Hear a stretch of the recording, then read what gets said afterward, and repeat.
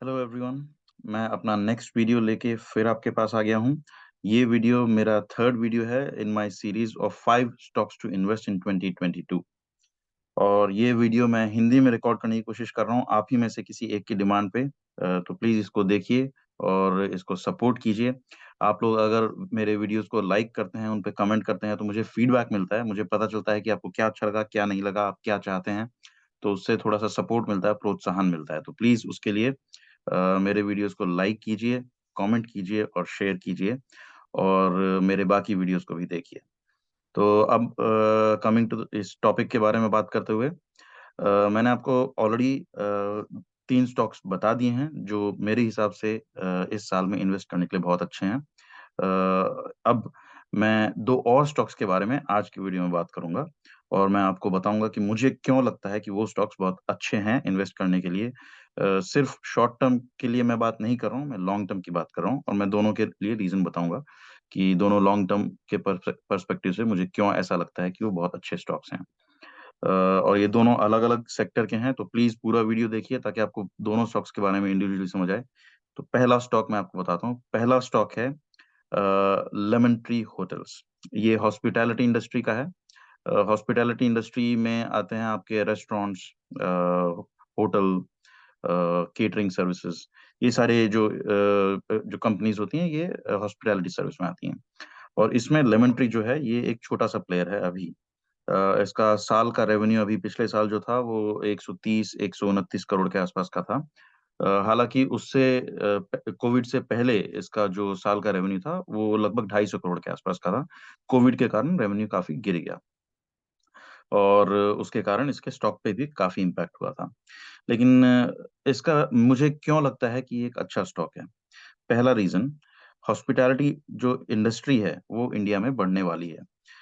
India में आप बहुत जगह आपने सुना होगा कि इंडिया इस सदी का अब ये सदी जो है वो इंडिया और चाइना की है। बहुत लोगों से आपने सुना होगा। साथ-साथ ये भी सुना होगा कि इंडिया और चाइना ही हैं जो अभी अगले 15, 20, 30 सालों में ग्रो करने वाले हैं। बाकी सारी जो इकोनॉमीज़ हैं यूरोप की, यूएस की, वो सब स्लो डाउन कर रही हैं। तो इसीलिए एक जब इकोनॉमी ग्रो करती है तो उसमें लग्ज़री की जो चीज़ें होती हैं उनकी डिमांड बढ़ती है। और ट्रैवल जो है वो एक लग्ज़री में आता है और होटल इंडस्ट्री जो है वो तभी ग्रो करती है जब ट्रैवल ग्रो करता है। तो अब जब इंडिया ग्रो कर रहा है, तो लग्ज़री ट्रैवल की डिमांड भी बढ़ेगी और जैसे ही ये डिमांड बढ़ेगी, होटल्स की डिमांड बढ़ेगी और इस डिमांड को एड्रेस करने के लिए लेमन ट्री जो है वो बहुत ही वेल प्लेस्ड है, बहुत अच्छे से उसने ऑलरेडी मार्केट मार्केट कैप्चर किया हुआ है। इसमें 1-2 चीज़ें मैं आपको बताना चाहूँगा। ये एकदम सुपर लग्ज़री टाइप के जो होटल्स जो होते हैं, ये उनमें भी इसकी प्रेज़ेंस है, 6-7 होटल उसमें भी हैं। फिर प्रीमियम कैटेगरी के जो होते हैं, जो कि अपर मिडल क्लास के लोगों को कैटर करते हैं, उसमें इसकी काफ़ी बड़ी प्रेज़ेंस है। उसमें शायद इसके 40 से 45 होटल हैं और एक जो इकोनॉमी जो कैटेगरी होती है, उसमें भी फायरफॉक्स नाम से इसके होटल्स हैं। तो आप ये देख सकते हैं इसका पूरा जो एंड टू एंड सब टाइप के कस्टमर्स को कैटर करने के लिए इसके पास है डिमांड। उसके अलावा कुछ चीज़ें और मैं आपको बताऊँगा। मैं आपको सबसे पहले एक न्यूज़ आर्टिकल दिखाना चाहता हूँ और उस न्यूज़ आर्टिकल को दिखाने के लिए मैं वेबसाइट पे जाता हूँ और मैं सिर्फ़ जाके अ, लेमन ट्री शेयर करूँगा। तो आप ये देखिए, मैं आपको अपनी स्क्रीन शेयर भी दिखा देता हूँ। मैंने सिर्फ़ जाके लेमन ट्री सर्च किया इसमें। जैसे ही मैंने लेमन ट्री सर्च किया, आप यहाँ देखेंगे लेमन ट्री और उसके बाद जाके मैं न्यूज़ पे क्लिक करता हूँ, लेमन ट्री होटल्स। आप ये देखिए 3 दिन पहले एक न्यूज़ आ रही है कि लेमन ट्री ने थिक्कड़ी में होटल खोला है। 2 हफ्ते पहले हरिद्वार हरिद्वार में एक होटल खोला है। 4 दिन पहले यूपी में चंदौसी में एक होटल खोला है। और उसके अलावा अगर आप और देखेंगे तो यहाँ पे एक और न्यूज़ है 4 हफ्ते पहले की। इसमें भी ये है कि मुंबई में एक नई प्रॉपर्टी इन्होंने ले ली है और ऐसे आप देखेंगे बहुत सारी प्रॉपर्टीज़ इसने ली हैं। और साथ ही साथ ये जो आप देख रहे हैं ट्रेंड, ये इस ट्रेंड का ये कारण है कि लेमन ट्री जो है बहुत बहुत तेज़ी से ग्रो करने की कोशिश कर रहा है और उस ग्रोथ का जो रीज़न है, वो रीज़न ये है कि लेमन ट्री ने अभी तक जो अपना बिज़नेस मॉडल था, वो इनका ये था कि ये खुद होटल खरीदते थे और उसको खुद ही मेंटेन करते थे। लेकिन अब इन्हें थोड़ा-सा इसमें चेंज कर लिया है। अब ये होटल की जो बिल्डिंग है, वो ओनर से सिर्फ़ लीज़ पे लेंगे और उसको सिर्फ़ मैनेज करेंगे। तो ये बिज़नेस मॉडल चेंज होने के कारण इन लोगों के पास कैश थोड़ा एक्स्ट्रा बच रहा है क्योंकि होटल खरीदना नहीं पड़ रहा है। तो वो सारी चीज़ों के कारण ये अब तेज़ी से ग्रो करना चाहते हैं। और जब भी आप किसी स्टॉक में इन्वेस्ट करते हैं, तो आप ग्रोथ में इन्वेस्ट करते हैं। आप किसी भी फ्यूचर के लिए इन्वेस्ट करते हैं। आप पास्ट तो देखते ही हैं, बट पास्ट ये दिखाता है कि रिलायबल है कि नहीं है। आप लेकिन फ्यूचर के हिसाब से हमेशा इन्वेस्ट करते हैं। तो फ्यूचर इसका मुझे काफ़ी ब्राइट लग रहा है। अब बात करते हैं लेमन ट्री के नंबर्स की। नंबर्स के लिए मैं फिर से आपके साथ स्क्रीन शेयर करना चाहता हूँ और मैंने लेमन ट्री का मनी कंट्रोल में जो चार्ट है वो मैंने ऑलरेडी ओपन किया हुआ है और उस चार्ट को मैं फिर से आपके साथ शेयर करता हूँ। देखिए, इसके कुछ नंबर्स देखते हैं। अभी इसका स्टॉक प्राइस जो है वो अ, 89 के आसपास है। आज ही ये काफ़ी गिरा है, 7% गिरा है। क्या रीज़न है अभी तक मुझे क्लियर नहीं है, लेकिन आज ही ये गिरा है। ऐसे समय पे खरीदना अच्छा ऑप्शन होता है क्योंकि अचानक जब स्टॉक इतना गिरता है तो वो अगले 1-2 दिन में वो रिकवर भी अच्छा खासा कर जाता है। तो ये खरीदने के लिए अच्छी अपॉर्च्युनिटी है। उसके बाद आते हैं मार्केट कैप पे। ये 7,000 की मार्केट कैप है। बहुत छोटा भी नहीं है, बहुत बड़ा भी नहीं है। डिसेंट साइज़्ड है, रिलायबल है। बुक वैल्यू इसकी काफ़ी कम है अभी, लेकिन उसका रीज़न वो है जो मैंने आपको बताया इनका बिज़नेस मॉडल। अब ये होटल्स खरीद नहीं रहे हैं, ये होटल्स को मैनेज कर रहे हैं। इसीलिए अब इनके पास प्रॉपर्टी एसेट्स के नाम पे कुछ नहीं होगा। ये ऑपरेट करेंगे, ये ऑपरेशनल कंपनी बनते जा रहे हैं। उसके बाद आप यहाँ पे आके देखिए अर्निंग पर शेयर पिछले साल भर में इसका अर्निंग पर शेयर कम रहा है क्योंकि मैंने जैसा आपको बताया कोविड के कारण इस होटल में और पूरे हॉस्पिटैलिटी इंडस्ट्री में बहुत इम्पैक्ट हुआ था। इसीलिए इस पे अभी ना ध्यान दें। इसके ग्राफ पे आते हैं। मैं इसके ग्राफ को मैक्सिमम पे सेलेक्ट करता हूँ यहाँ पे और मैक्सिमम पे सेलेक्ट करके मैं आपको दिखाता हूँ कि इसका ग्राफ कहाँ से कहाँ ग्रो किया। और मैं कहाँ पे इस स्टॉक में एंटर किया था और अभी मेरे पोर्टफोलियो में इसकी कितनी वैल्यू हो गई है। तो ये देखिए, ये कंपनी जो लॉन्च हुई थी, ये 2019 में लॉन्च हुई थी लिस्ट हुई थी। उससे होटल कंपनी बहुत पुरानी है, लेकिन ये 2019 में लिस्ट हुई थी। लिस्टिंग के टाइम पे इसका जो प्राइस था, वो 74-75 रुपए के आसपास था। कोविड के कारण ये घट के 20 के आसपास आ गया था। यहाँ पे आप देख सकते हैं, ये 18 के आसपास इसका मिनिमम गया है और अभी ये 97 का है। मैंने इसको खरीदना शुरू किया था जब ये 35 के आसपास का था और मेरा एवरेज जो है मैं इसको खरीदता रहा था जब तक ये चढ़ता रहा। मेरा एवरेज जो है वो 40 के आसपास का है। मतलब आप मान सकते हैं कि ऑलरेडी मेरा डबल तो हो चुका है पैसा और मुझे ऐसा लगता है कि ये अब इस ऑपरेशनल मॉडल जो इनने चेंज किया है उसके कारण ये और तेज़ी से ग्रो करेंगे। बहुत सारे होटल्स आएँगे इनके पास मतलब इनका रेवेन्यू बहुत तेज़ी से बढ़ेगा। अब आते हैं नीचे फाइनेंशियल्स देखने के लिए। फाइनेंशियल्स में आप ये देखिए पिछले साल 2022 में इसने 100 लगभग 130 करोड़ का बिज़नेस किया। अब मैं अगर इस पे क्वार्टरली पे क्लिक करता हूँ, तो आप ये देख सकते हैं कि इस साल सिर्फ़ जून में इसने 65 करोड़ कर लिया है। मतलब पिछले साल का आधा तो ऑलरेडी हो चुका है और अभी सितंबर का क्वार्टर आना बाकी है, दिसंबर का क्वार्टर आना बाकी है और अगले साल मार्च का। मतलब इसका रेवेन्यू कम से कम आप मान के चल सकते हैं कि 65 से 4 गुना तो हो ही जाएगा। मतलब ये अपने प्री कोविड रेवेन्यू को आराम से टच कर लेगा। तो ये अब जो होटल बिज़नेस है इसका बहुत तेज़ी से ग्रो करने वाला है। अगर इस साल को छोड़ दें क्योंकि ये कोविड इम्पैक्टेड था, तो इसका नेट प्रॉफ़िट हमेशा अच्छा ही रहा है। अर्निंग पर शेयर अगर देखें, तो अर्निंग पर शेयर भी इसका बहुत अच्छा नहीं रहा, लेकिन अब बिज़नेस मॉडल के चेंज होने के कारण मुझे ऐसा लगता है काफ़ी तेज़ी से बढ़ेगा। डेट इस कंपनी में बहुत ज़्यादा नहीं है, होटल इंडस्ट्री के लिए ये बुरा नहीं है। और अब शेयर होल्डिंग ये देखिए। शेयर होल्डिंग काफ़ी शेयर होल्डिंग इसमें फॉरेन इंस्टीट्यूशनल इन्वेस्टर्स की है, एफआईआई और डोमेस्टिक इंस्टीट्यूशनल इन्वेस्टर्स की। जब इतनी high holding foreign institutional investors की होती है, इसका मतलब ये होता है कि फॉरेन की कंपनीज़ को ये स्टॉक जो है ये अच्छा लग रहा है और उनने अपनी ड्यू डिलिजेंस करी है, उनने बहुत सारी चीज़ें इसमें एनालाइज़ करी हैं, तो इसका ये मतलब है कि ये स्टॉक अभी ग्रो करने का अच्छा खासा स्कोप है इसमें। बाकी अगर आप इससे कंपेयर करें इसके कॉम्पिटिटर से तो इंडियन होटल्स हो गया, इंडियन होटल्स ही है जो एक बड़ा ब्रांड है जो इसके कंपटीशन में आता है। मुझे ऐसा लगता है कि इसकी मार्केट कैप जो आज 7,000 करोड़ है, ये बहुत जल्दी इंडियन होटल्स को टच करेगी, क्योंकि इंडियन होटल्स इसका क्लोज कॉम्पिटिटर है।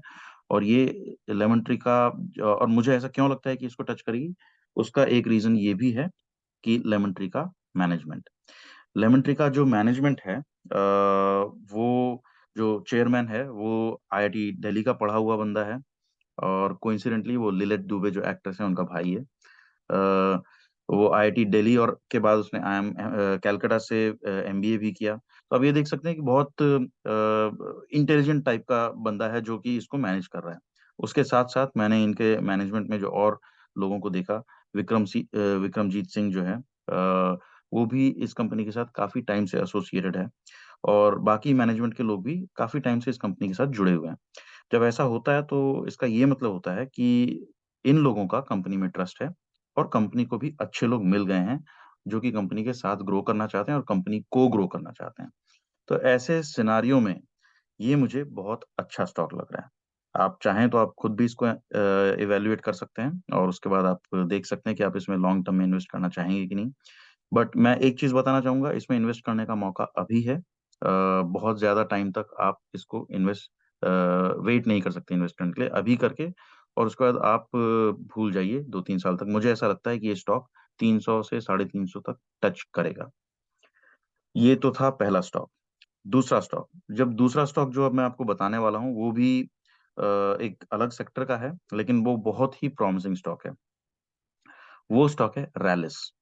रैलिस जो है ये भी एक टाटा ग्रुप कंपनी है। आई एम सॉरी, बहुत सारे स्टॉक्स टाटा ग्रुप के ही होते हैं, बट उसका रीजन ये नहीं है कि मुझे टाटा ग्रुप से प्यार है, बट उसका रीजन ये है कि टाटा ग्रुप जो है वो समहाउ अपना मैनेजमेंट जो है वो बहुत अच्छा बना के रखता है और कंपनीज को अच्छे से मैनेज करता है। तो सारी रिसर्च करने के बाद अंत में होता यही है कि मैं किसी ना किसी टाटा ग्रुप कंपनी में ही जाके स्टॉक इन्वेस्ट करता हूँ। तो अब बात करते हैं रैलिस की। मुझे ऐसा लगता है कि रैलिस इसलिए ग्रो करेगा क्योंकि जिस सेगमेंट में वो काम कर रहा है, वो सेगमेंट ही ग्रो करने वाला है। रैलिस जो काम करता है वो एग्रीकल्चर सेगमेंट में, वो बहुत सारे केमिकल्स बनाता है एग्रीकल्चर में जो यूज होते हैं, पेस्टिसाइड्स, इंसेक्टिसाइड्स, फंगिसाइड्स, ये सारी चीजें जो होती हैं, इनको ये दवाइयाँ होती हैं जो कि हम अपने खेतों में जो भी हमारी फसल होती है उसके ऊपर हम छिड़कते हैं। तो ये सारी दवाइयाँ ये बनाने वाला है। अब आप ये देखिए कि अभी क्लाइमेट चेंज की बहुत बातें आपने सुनी होंगी। क्लाइमेट चेंज का मतलब ये है कि जो धीरे-धीरे हम गर्मी हर साल बढ़ती जा रही है, बारिश बहुत ही अनमने टाइम पे हो रही है। इन सब चीज़ों के कारण इन केमिकल्स की ज़रूरत बढ़ती रहेगी, क्योंकि फसल जो होती है उसके ऊपर मौसम का बहुत इम्पैक्ट होता है। और उसके कारण जैसे जितना ज़्यादा हमको इसमें क्लाइमेट चेंज के कारण मौसम में अंतर दिखेगा, उतना ही ज़्यादा इन केमिकल्स की रिक्वायरमेंट बढ़ती जाएगी। इसीलिए ऐसा सिर्फ ये इंडिया की बात नहीं है, ग्लोबली सब जगह ये हो रहा है कि इन केमिकल्स का यूज़ बढ़ता जा रहा है। तो एक तो ये है कि ये ऐसे सेक्टर में है रैलिस कि बहुत ही उसमें डिमांड आने का स्कोप है। तो ये तो पहला रीज़न है। दूसरा मैंने आपको बता ही दिया, मैनेजमेंट। रैलिस का मैनेजमेंट बहुत अच्छा है। रैलिस जो है वो टाटा ग्रुप कंपनी है, और टाटा के जितने भी कंपनीज़ होती हैं उसमें टाटा अपने मैनेजमेंट से लोगों को रोटेट कर के भेजता रहता है, ताकि कंपनी में लोगों को अच्छा मैनेजमेंट का सपोर्ट मिले और साथ ही साथ कंपनी ग्रो भी करे। तो ये तो पहला रीज़न हो गया। उसके बाद मैं आपके साथ फिर से स्क्रीन अपनी शेयर करना चाहता हूँ, और उसमें मैं आपको मनी कंट्रोल में ले जाके दिखाना चाहता हूँ कि क्यों मुझे लगता है कि रैलिस अच्छा स्टॉक है। तो ये मैंने रैलिस फिर से ओपन कर दिया है, और ये अभी इसका जो प्राइस है वो चल रहा है 225 के आसपास।